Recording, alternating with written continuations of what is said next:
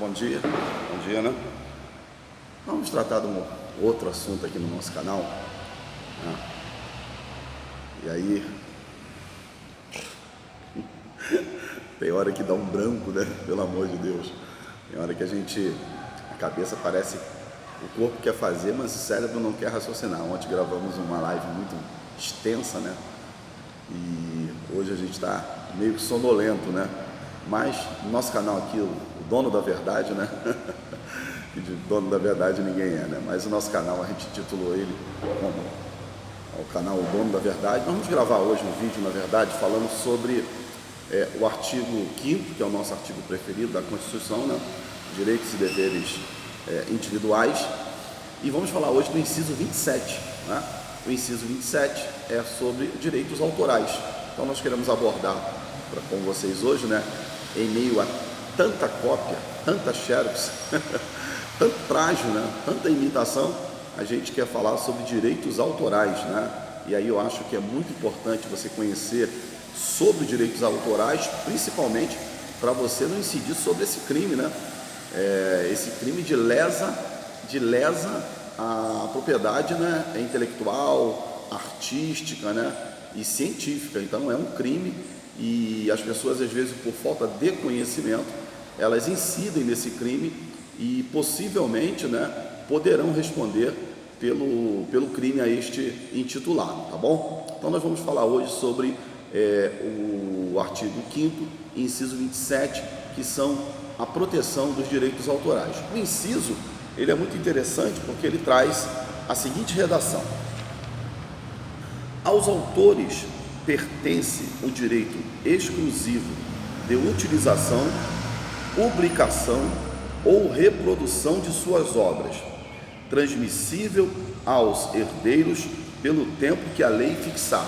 O interessante é que esse inciso, que é o inciso da Constituição Federal de 88, além de trazer, né, claramente a proteção aos direitos autorais, ele traz também algumas, são cinco palavras aqui que eu queria destacar neste inciso, que seria bom a gente ter conhecimento delas, né? A primeira delas, que a gente quer destacar, na verdade, é a palavra Não, nada disso. Estou falando que hoje eu estou meio que sonolento, né? A primeira palavra que a gente quer destacar aqui é quanto ao uso que está aqui no inciso 27, o uso exclusivo, né? Então a exclusividade, quando alguém tem uma obra, seja ela literária, né? Seja ela artística, seja ela científica, lembrando a vocês que nós, no inciso 27, nós estamos falando de autorias individuais, tá bom? Autorias coletivas vai se tratar lá no inciso 28 e vai ser no próximo vídeo que nós iremos gravar. Mas hoje, nesse momento, estamos tratando apenas da autoria individual. Então, para relatar sobre esse tipo de penalidade, de situação referente às garantias autorais, é bom lembrar a vocês que o direito da utilização de uma obra, vamos dizer, uma obra literária, é exclusividade do autor. Então, por exemplo, eu tenho aqui na minha mão, né, um livro chama de Manual de Direito Penal, Fábio Mirabete, né? Esse Manual de Direito Penal foi produzido por João Fabrini Mirabete. Claro que tem a editora, né, tem as pessoas que participaram da composição, mas é uma obra exclusiva desse autor.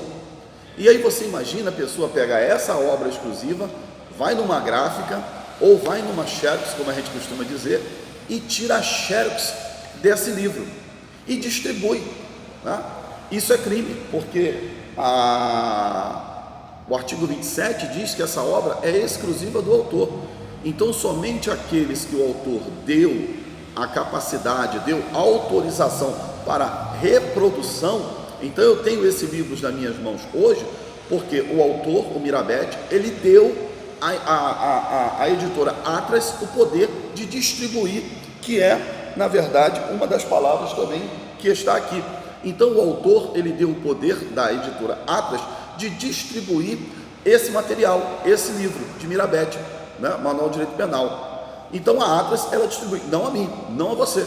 Então, se você vai numa Xerox, tira uma Xerox desse livro. É claro que a pessoa que está ali naquela Xerox, ela quer tirar a Xerox para ganhar o seu dinheiro, mas ela também está incidindo sobre um crime, tá? Mas você também está incidindo sobre um crime quando você pega uma obra literária, que no caso um livro, e você distribui, você tira a Xerox, e tem lugares que, além de tirar a Xerox, ainda manda tirar a Xerox da Xerox, né?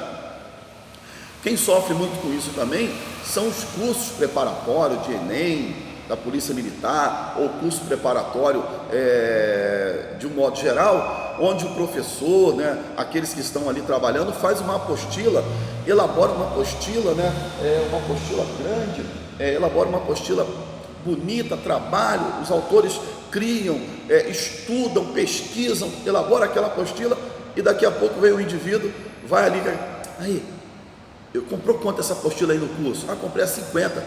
Me empresta aí que aqui eu vou tirar cheque, vou pagar R$6, R$5. Tá? É crime. Tá? Então não pode. O curso que produziu aquela apostila tem um gasto muito grande com os seus professores, com os seus pesquisadores, para produzir aquela apostila.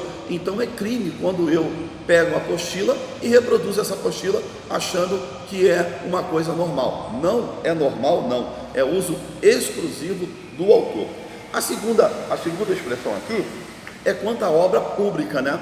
Você imagine, você tem uma obra, né, individual, produzida, e aí a pessoa pega essa tua obra, que é uma coisa que você depende dela para sobreviver, e expõe publicamente, né? Por exemplo, eu vou citar aqui, para alertar não somente igrejas, instituições, associações, às vezes pegam um filme que foi produzido, claro que aí nós não iremos entrar nesse inciso, que é o inciso 28, mas, por exemplo, pegam um filme que foi produzido e sem a autorização da produtora, sem autorização da produtora, expõe em praça pública, ou expõe em um cinema, ou expõe em uma igreja, ou expõe em uma associação. Isso é crime, porque a obra ela não pode ser para o público enquanto o autor ele não der a devida autorização. Então essa autorização que está no inciso 27, que diz, vou repetir para vocês, os autores pertencem o direito exclusivo de utilização pública ou reprodução aos autores. Então, para expor essas obras em um lugar público, é preciso de autorização dos seus criadores, idealizadores e produtores, principalmente dos autores desta obra. A outra questão é quanto a ser transmissível, né? O inciso diz lá no final, suas obras transmissível aos herdeiros, né?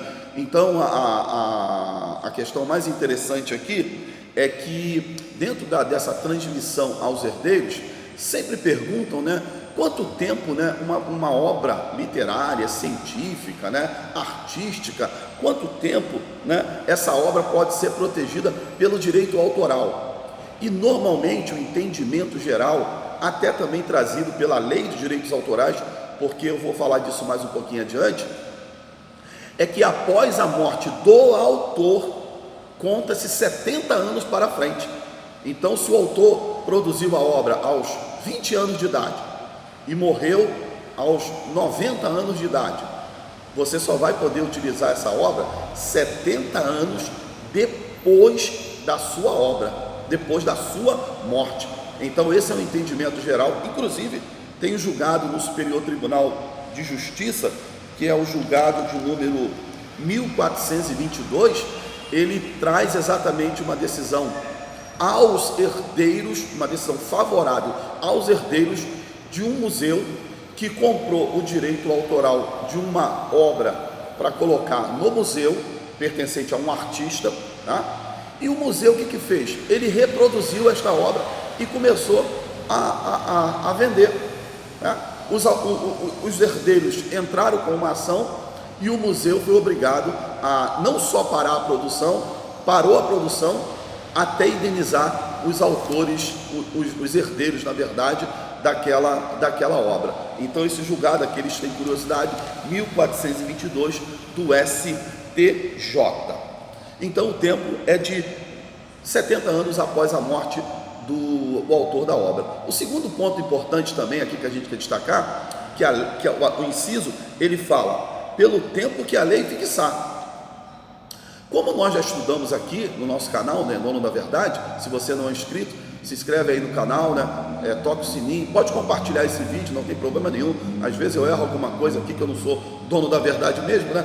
Às vezes eu me equivoco, às vezes eu falo uma coisa que também não deveria falar, às vezes eu esqueço também, porque a nossa memória não é a memória aí de algumas pessoas privilegiadas, então a gente tem que socorrer de algumas coisas para poder estar reativando essa memória, e parece que o cérebro hoje acordou meio pesado, né? Ontem nós falamos de um tema muito difícil, inclusive na quarta-feira agora estaremos falando de um tema mais pesado ainda. Então, se você não é inscrito, se inscreve no canal, que nós vamos estar falando sobre pena, que eu sei que vai trazer muita dificuldade, vai trazer muita celeuma, que é pena de morte, né? Pena de morte, vamos trazer esse tema. Mas voltando aqui ao nosso tema, a lei, né, nós estudamos aqui sobre mandado de injunção. E o que era o mandado de injunção? É quando a Constituição fala a respeito de uma lei, quando há uma lacuna na Constituição que não supre aquela ordenança do ordenamento jurídico pátrio, que é a Constituição. Exemplo, nós citamos aqui, quando falamos do mandado de injunção, está lá no nosso canal, se você quiser ver esse vídeo, vai lá, nós falamos aqui sobre o direito de greve do servidor público. Então, não existe uma lei que regulamentou o direito de greve do servidor público. O que os sindicatos fazem? Entram com mandado de injunção, porque há uma lacuna no ordenamento pátrio sobre o direito de greve. Então, a Constituição, ela sempre cita, né, conforme a lei. Essa lei será criada, elaborada, votada pelo Congresso Nacional e sancionada pelo Presidente da República. Essa lei, ela é exatamente a Lei 9.610 de 98.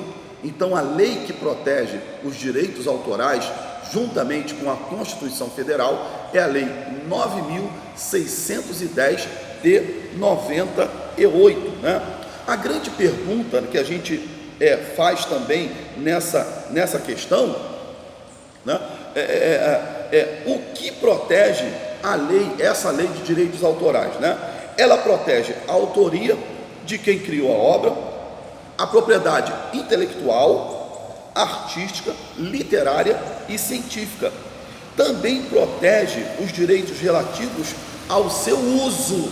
Nós falamos aqui, ditando tanto os direitos relativos à autoria de uma obra e à reprodução, distribuição, alteração e compartilhamento da criação. Então, por exemplo, aqui está essa obra, vou citar uma outra obra literária aqui, muito conhecida, O Peregrino. Depois, se você tiver curiosidade, compre esse livro, né? Estou indicando para vocês aí, O Peregrino. É uma obra literária extraordinária, muito antiga, né? Dizem, né? Eu não tenho conhecimento disso, porque o nosso conhecimento tem que ser mais jurídico aqui, mas dizem que essa obra literária aqui, O Peregrino, é o segundo livro mais vendido do mundo. O primeiro seria a Bíblia, tá bom? Então, voltando aqui, nem compartilhar eu posso, nem alterar uma obra literária eu posso. Então eu pego esse livro aqui, né, o livro O Peregrino, ou então eu pego aqui, né, o Mirabete, Manual de Direito Penal. Não gostei disso que o Mirabete escreveu, não, vou alterar aqui, né? Não pode alterar, não pode sofrer alteração sem a autorização do autor. Mas, doutor Elvis, o autor já morreu, sinto muito. Sem autorização do autor, não é possível, ou seus herdeiros, claro, né? Não será possível a alteração daquela obra literária, né? Então, cuidado com os direitos autorais, o direito da criação de livros, cuidado com a questão das shares, cuidado com o compartilhamento, né? Às vezes a pessoa produziu aquela apostila, como eu falei aqui, com tanta dificuldade, tantas pessoas envolvidas, trabalhando para a criação daquela apostila, vem um indivíduo, transforma ela em PDF e distribui na rede social. Acaba com vamos dizer aqui, o ganha-pão, às vezes, daqueles profissionais, né, professores extraordinários que nós temos aí escrevendo, né, e hoje quase não se vende livro por causa da internet. Então, tu imagina, o indivíduo transforma um livro em PDF e distribui, é crime. E o interessante que eu queria destacar para vocês aqui, que o artigo 7º, né, da lei 9.610, ele traz uma coisa muito interessante, que eu faço questão de ler aqui, é que esse artigo, ele traz uma frase, eu vou ler só o finalzinho do artigo, né? Ele diz, né, interessante o artigo 7º da lei 9.610, traz a palavra ou a frase que se invente no futuro. O artigo 7º, né, ele traz o direito da proteção às obras literárias, científicas, né, que nós estamos falando aqui, mas no final, era em 98, a internet não era tão popular como nós estamos hoje, né, 2020. Então, o que o legislador na época colocou aqui no artigo 7º da lei 9.610? Que se por acaso inventasse alguma coisa lá no futuro, também seria protegido pelos direitos autorais.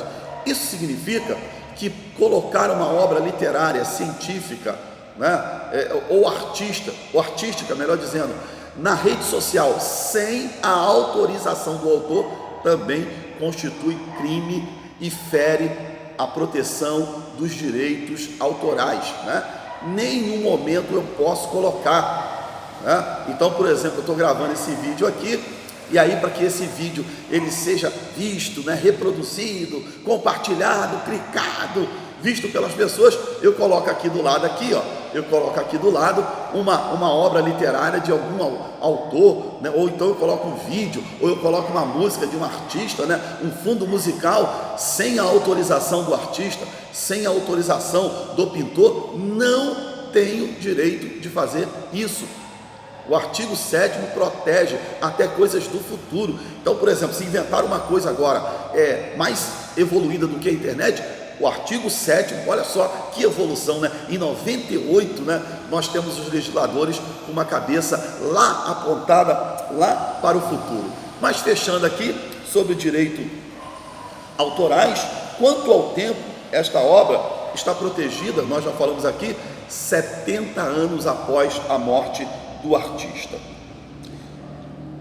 O artigo 11, artigo 28 e o artigo 29 da lei 9.610, para concluir, tá?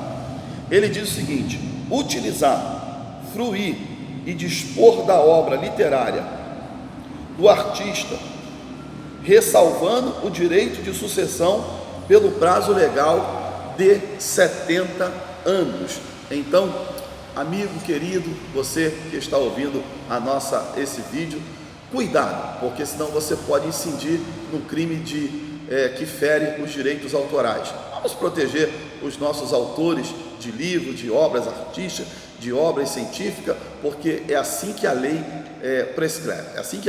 prescreve, e você precisa seguir. É aquilo que a gente sempre diz aqui no canal, né? Não somos dono da verdade, mas com certeza em cada um de nós há um pouco de verdade. Bom dia.